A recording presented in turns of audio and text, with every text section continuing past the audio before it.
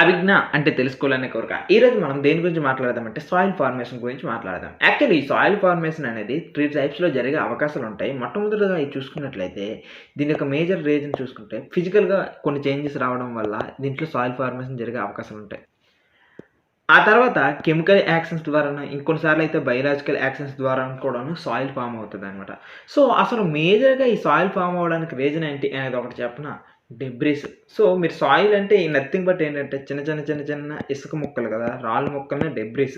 So, ఈ tiny డెబ్రిస్‌ని మనం soil అని అంటాం. యాక్చువల్లీ చూసుకున్నట్లయితే ఈ డెబ్రిస్ అనేది ఎక్కడి నుండి వచ్చుండాలి? ఇది డెఫినైట్‌లీ కూడాను ఒక పెద్ద రాయి ఉంటది కదా!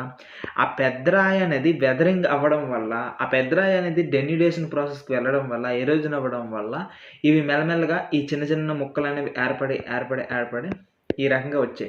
సో, అసలు ఈ వెదరింగ్ అవ్వడానికి మేజర్‌గా ఏ ఫ్యాక్టర్స్ హెల్ప్ చేస్తున్నాయి అని చూసుకున్నట్లయితే, మొట్టమొదటిగా చూసుకున్నట్లయితే వర్షం.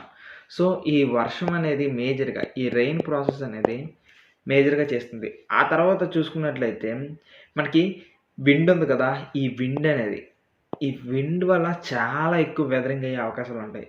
దాని తర్వాత గ్లేషియర్స్, ఆ తర్వాత వేవ్స్. వేవ్స్ అంటే కరెంట్స్.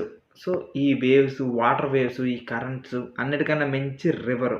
ఇయన్నీ కూడాను ఏం చేస్తాయంటే ఎక్కడైనా రాయి ఉందనుకోండి, ఆ రాయిని వెదరింగ్ అయ్యే అవకాశాలుంటాయనమాట. సో, ముందుగా ఒకసారి ఈ ఫిజికల్ ప్రాసెస్‌లో ఉన్న ఈ సిస్టమ్స్ గురించి ఒకసారి చూద్దాం.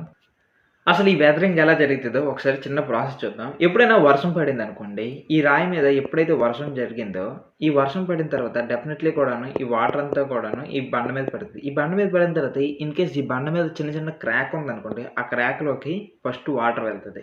సో, ఇన్‌కేస్ ఆ వాటర్ గాని బాగా కూలెస్ట్ ఉన్న ప్లేస్‌లో ఉంటే అక్కడ రాత్రి అవ్వడం వల్ల వాటర్ అనేది కూల్ అవుతది. ఇలా కూల్ అవ్వడం వల్ల ఎప్పుడైనా వాటర్ గాని బాగా కూల్ అయిపోయి ఫ్రీజింగ్ అయిపోతుందనుకోండి, అది ఎక్స్‌పాండ్ అవుతుందనమాట. సో, ఇలా ఎక్స్‌పాండ్ అవ్వడం వల్ల ఈ చీలికలు ఈ మధ్యలో ఉన్న ఈ క్లీవేజెస్ అనేవి ఇంకా ఎక్కువవుతాయి. ఈ ఫ్రాక్చర్స్ అనేవి ఇంకా ఎక్కువ పగిలిపోయి వాటర్ ఇంకా డీపర్ డెప్త్‌కి వెళ్ళిపోయే అవకాశాలుంటాయి. ఇంకా కొన్ని సిట్యుయేషన్‌లో ఏమవుతదంటే వాటర్ అనేది ఎవాపరేషన్ కూడా అవుతది. పగలుపూటైతే.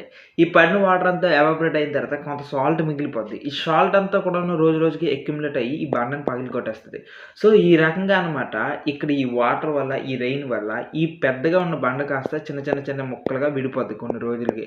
అదే కొన్ని రోజులకి చిన్న ముక్కలుగా మిగిలిపోద్ది లాస్ట్‌కి. సో, ఈ రకంగా ఫిజికల్ వెదరింగ్ అంటారు దీన్ని. సో, ఇక్కడ ప్రాసెస్‌లో మీరేమి అబ్జర్వ్ చేస్తారు? ఇక్కడ వెదరింగ్‌లోన ఒకటి సాల్ట్ ఏర్పడడం వల్ల అయ్యింది. ఇంకొకసారి చెప్పాలంటే ఇంకొకటి ఫ్రీజింగ్ టెంపరేచర్. అంటే వాటర్ ఫ్రీజ్‌గా మారడం వల్ల కూడా అవుతుందనమాట. ఈ రకంగా వెదరింగ్ ప్రాసెస్‌లో.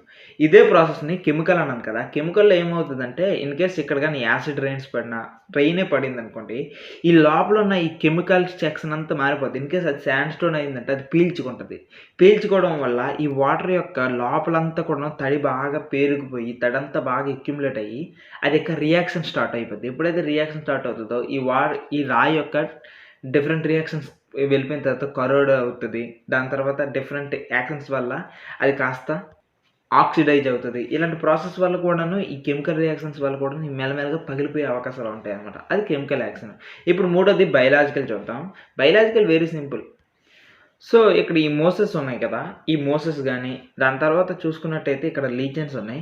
ఈ లీచెన్స్ ఈ 2 గూడాను ఏటంటే పాక్ అంటారు. నాచు అంటారు. ఈ నాచు పెరుగుతూ ఉంటది. కొన్ని సార్లు రాళ్ళ మీద. అది ఇన్‌కేస్ వాటర్ ఉన్న ఏరియాలో అయితే ఇది లీచెన్, ఇది మోసెస్. ఈ 2 పెరగడం వల్ల ఇక్కడ వచ్చే సమస్య ఏంటంటే ఇది మెల్లమెల్లగా ఎళ్ళినప్పుడు రాళ్ళ మీద అనమాట. ఇది రాయి అనుకోండి. ఈ రాయి పైన ఇది మెల్లగా రూట్స్ ఏర్పాటు చేసుకుంటది. ఈ రూట్స్ ఏర్పాటు చేసుకోవడం వల్ల ఆ రూట్స్ అనేవి అలా లోపలికెళ్ళిపోతాయి.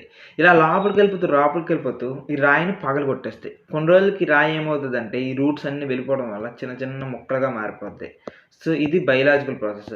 ఇన్‌కేస్ మీరెప్పుడైనా చూసారా?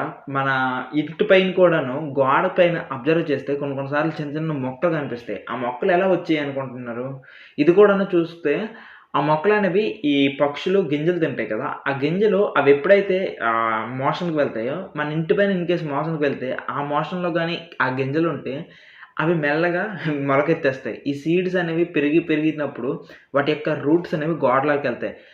వేర్లు చాలా స్ట్రాంగ్ యాక్చువల్లీ. అది మెల్లమెల్లగా గోడ లోపలికెళ్తూ గోడంతా కూడాను పగలగొట్టేస్తది. అదే సిట్యుయేషన్ ఇక్కడ రాయి ముక్కను కూడా పగలగొట్టేస్తదనమాట. దీన్ని బయోలాజికల్ ప్రాసెస్ అంటారు.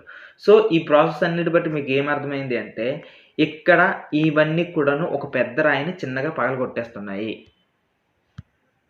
ఇలా పగలగొట్టడం వల్ల అదంతా కూడాను మళ్ళీ చిన్న చిన్నగా పగిలి సాయిల్‌గా ఫార్మ్ అయిపోతుంది అనే విషయం మనకు అర్థమైతుంది. ఇది సాయిల్ ఫార్మేషన్ గురించి.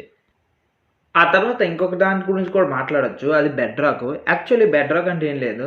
పైనంతా మట్టి ఉంటది. ఆ మట్టిని తవ్వుకొని ఎళ్తే కొంతసార్లు కింద ప్లేస్‌లోన మనకి రాయి కనిపిస్తది. ఇవి కూడాను కొన్ని సార్లు అవి కూడాను వెదరింగ్ అవుతాయి. ఎలా అంటే ఇక్కడ కూడా సేమ్ ప్రాసెస్. వర్షం పడిందనుకోండి.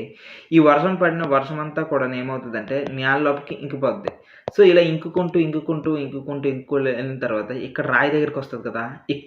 ఇక్కడ ఈ రాయి దగ్గర ప్రాసెస్ అనేది ఇంతకుముందు ఎలా ఈ వాటర్ అనేది సాల్ట్ అయ్యింది. కొన్ని సార్లు ఫ్రీజింగ్ పాయింట్స్ అయ్యి సేమ్ ప్రాసెస్ ఇక్కడ కూడా జరిగే అవకాశాలుంటాయనమాట. ఈ రకంగా జరగడం వల్ల కిందున్న ఈ రాక్ కూడాను వెదరింగ్ అయిపోయి అది కూడా మెల్లమెల్లగా చిన్న ముక్కలైపోయి అది కూడా కొన్ని రోజులకి ఇంకా చిన్న ముక్కలైపోయి లాస్ట్‌కి ప్యూర్‌గా ఇప్పుడు కనిపిస్తున్న మట్టంత సైజులో మారిపోద్దనమాట. సో, ఇది కూడా ప్రాసెస్. అయితే ఈ రకంగా ఈ మట్టిని గురించి చదివే శాస్త్రాన్ని, ఈ స్టడీస్‌ని ఏమని చెప్పొచ్చంటే పెడాలజీ అంటారు. దీని గురించి ఎవరైనా స్టడీ చేస్తే దాన్ని పెడాలజిస్ట్స్ అంటారనమాట. ఓకేనా? సో, ఈ సాయిల్ ఫార్మేషన్ ప్రాసెస్‌ని ఏమంటారంటే పెడోజెనెసిస్ అనుకోని అంటారు. సో, ఈ రకంగా ఎవరికైనా ఇన్‌కేస్ ఫ్యూచర్‌లో ఈ సాయిల్ ఫార్మేషన్ గురించి ఇంట్రెస్ట్ ఉంటే జాగ్రఫీలో మీకు ఒక సెపరేట్ స్ట్రీమ్ ఉంది. ఆ స్ట్రీమ్‌ని మీరు ఉపయోగించుకొని మీరు ఇంకా ఎక్కువ అనాలిసిస్ చేయండి. ఎందుకంటే మనకి దగ్గర ఇప్పుడున్న ఇన్ఫర్మేషన్ చాలా తక్కువుంది. ఇంకా మీ యొక్క కాంట్రిబ్యూషన్ హెల్ప్ అయితే ఈ ఏఐ టెక్నాలజీతో మీ కాంట్రిబ్యూషన్ హెల్ప్ అయితదేమో చూడండి. ఎవరికైతే జాగ్రఫీలో ఫుల్ ఆఫ్ ఇంట్రెస్ట్ ఉంటుందో. All the best. మీ చుట్టుపక్కల ఉన్న సాయిల్స్‌ని ఇకపైన మీరెప్పుడైనా కనిపించినప్పుడు అబ్జర్వ్ చేయండి. మీకు ఫన్ ఉంటది. Thank you and by.